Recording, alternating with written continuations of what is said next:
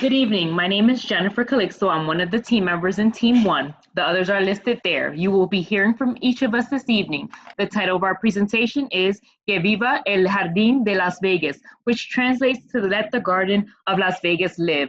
We selected that as our title because each of us are located in different states, as we all can say that our states have struggled to let the garden grow. So garden not only represents an actual garden, but more to life and sustainability, flourishing, and being able to grow, make our own resources in situations such as we're facing now with the pandemic and in our post-pandemic worlds. The first problem that education was challenged with here in Las Vegas and in so many other states wasn't about education at all. It was about feeding the students, and now that schools were closed. So we just wanted to focus our attention on that and so much more issues. You will hear from Amy next.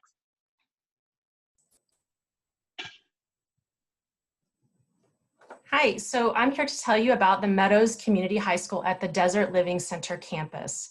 We are a community-based school that understands its interconnectedness with our neighborhood, city, nation, world, and even the universe. That's what you see here, Las Vegas from space.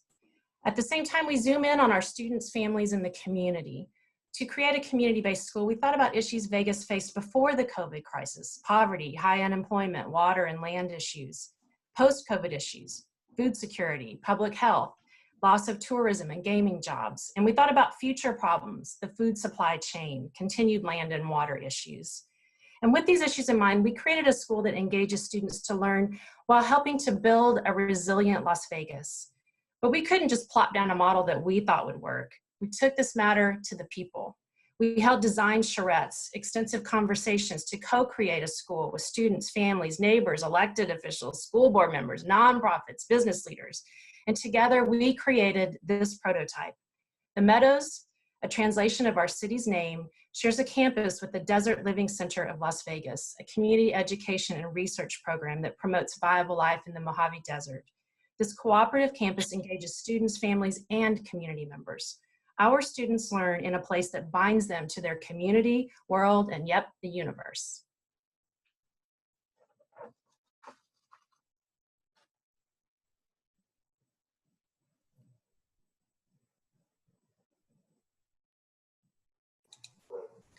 Sonia, you're on mute. That's okay. Sorry about that. Jennifer, Amy, Mark, Carrie, and I agree that the world must never return to the normal that existed prior to this ongoing COVID-19 pandemic. There were far too many broken or outdated systems in place. Clearly, we see the effects of that today. In regard to education, we asked ourselves, what do we want to keep? Our conclusion was we wanted to throw most of it away and primarily keep the core purpose of education, which is learning. We envision a school that will inspire students to love learning rather than require them to memorize facts. The Meadows Community High School will develop students' critical thinking and problem-solving skills, their creativity and entrepreneurial mindset. Teachers of different subject matter will work in groups to facilitate student learning as the students mentor one another. Please excuse me, I'm sorry. My daughter is having a moment. We will provide flexible, personalized learning in a hybrid format. Our classrooms will consist of maker spaces and labs and alternate seating spaces infused with technology. Learning experiences will take place at home, at school, and out in the community, and will include both self-directed and teacher-directed formats. Each student's circumstances will be taken into consideration as their educational plans are created. The Meadows Community High School has been founded by a community of stakeholders who are excited about working together to experiment with new ideas about education and to revisit the model frequently as a community to assess and improve our community school for the sake of student learning. Thank you, Sonia. I'm Mark Angelo. I'm going to be talking about our mental frameworks, our assumptions, and also our beliefs at Meadows Community High School. And we look to see a learning by design framework for our classes that's hinged on sustainability and innovation, meaning we'd like to get in touch with what our students see as fit in terms of what needs to be done in the world to keep it moving and also to keep our teachers teaching at a high, rigorous pace. We want to develop an entrepreneurial mindset within our students. We believe that the current environment has led us to a shortage, a highlighting of the shortage of the entrepreneurial class and also the creative class. So we want to bring those qualities out in our students. We believe in models similar to the companies of 3M and Google, where they dedicate 20% of their time for personal passions. We'd like to extend this to our teachers, and we believe that this will trickle down to students as well in their classrooms. And that is, it ties into intrinsic motivation and how we want to go about scheduling our reward system for our students. Some things that we have to assume. The second one I'm going to start with first, our generational gap is now 2 years. We have to recognize that with technology, it's very common for a family at Meadows Community High School to have siblings who are technically in different generations. We have to allow that to pace our curriculum, and it brings the need to update our curriculum and involve all the stakeholders in the community to do that. As Amy mentioned in the first slide, our community has specific needs. Some have changed post-COVID, some have remained the same. So we need to assume that there's always going to be specific needs for our community. We have to believe that students can contribute to those needs as well. And ultimately, what we believe in has to do a lot with the vision that Sonia mentioned. We have to realize that our students continually have the capability to realize a desired future, meaning that they have ownership in the community. Their learning is seen through projects within the community and ultimately leads them to be more global citizens and take care of the world around them. As we mentioned earlier, the curriculum is tailored around the community. A mantra that we want our teachers to believe in is that if my student can Google the answer, it's not a good question. Again, keeping in line with the rigorous academics, we want to make sure that all of our questions are divergent in nature and require deep critical thinking from our students and our teachers, as sometimes our teachers can learn the most from students.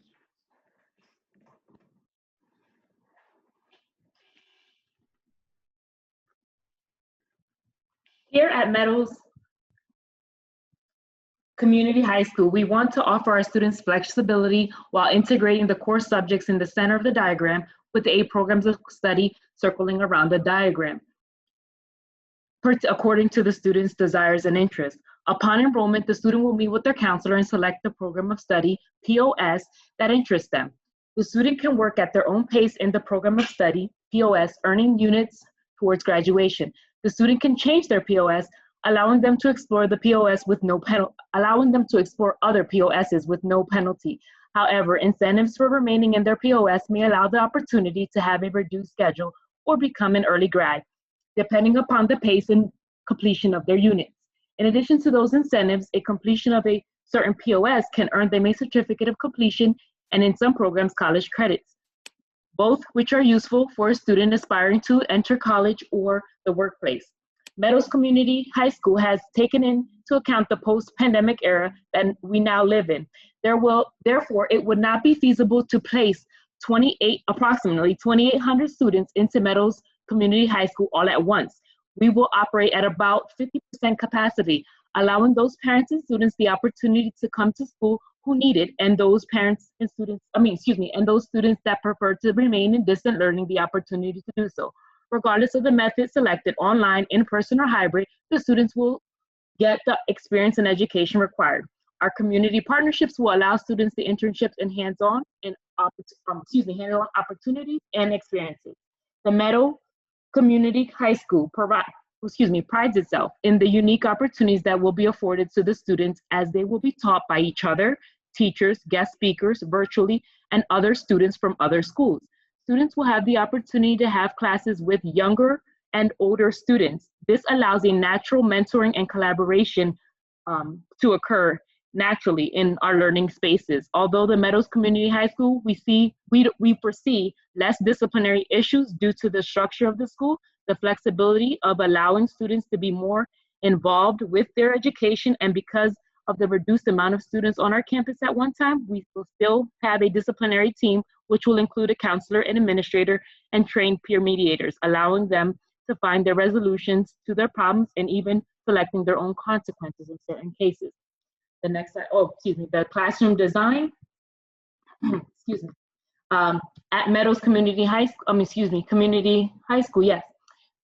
We want to steer away from the traditional methods and head into the new direction to our new normal, providing students with the ability to connect and collaborate with their peers and community, as well as allowing them to be hands-on when possible to come up with solutions to their problems, both academically and socially in the classroom. And we consider learning spaces as part of our classroom design. We will look for different, we want to incorporate outdoor learning, 3D experiences, and make it more of a comfortable learning environment with throw pillows, cushions, chairs, etc. So what patterns do we see at Meadows Community High School? My colleagues have highlighted a lot of them, and they're all focused on how learning happens in this post-pandemic world. So allow me a few moments to highlight the flow of learning as we see it. So for our team, we have seen that learning happens outside of physical spaces, as has been mentioned, and we've seen some pictures of that. Learning happens for the joy of it, driven by students' wants and desires. Learning gives back and is part of the community, and learning happens between self and peers, teachers, and community. Sonia, can you just go back one? She's in a hurry. So quickly, I'm going to drill down into that. You see concentric circles, but please don't assume that the circles only happen isolated from each other, but they weave in and out, starting with the student who is driving their program of study, which is developed by the student with their desires and their learning styles in mind, with their family and their teacher guides. The family is part of that development of the program of study because they are part of the learning process. We also want to engage with the families to find out what their needs are, as was mentioned early on, where they're struggling, but also where their talents lie, to fold them into that learning experience. The peers, there's an interconnectedness in the learning where the peers are guiding each other. My project relies on you and your project relies on me. We have we test theories and they can make changes and pitch ideas with their peers for challenge and discussion in a safe space in a peer group before they bring it to their teachers and their guides.